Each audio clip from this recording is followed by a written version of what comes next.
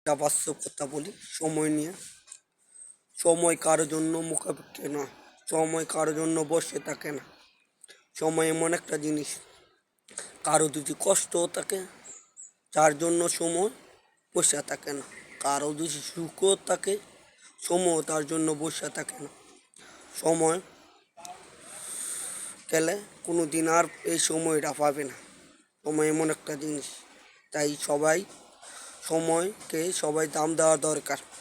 তেমন একজন মানুষ যদি হঠাৎ গরিব হয়ে থাকে যখন যে চিন্তা করে একসময় আমি বড় লোক ছিলাম, ভালোভাবে চলছিলাম, কত কিছু করছিলাম, রাজস্ব করছিলাম, কত মানুষকে কষ্ট দিয়েছিলাম, এই সময়ের কথা চিন্তা করে।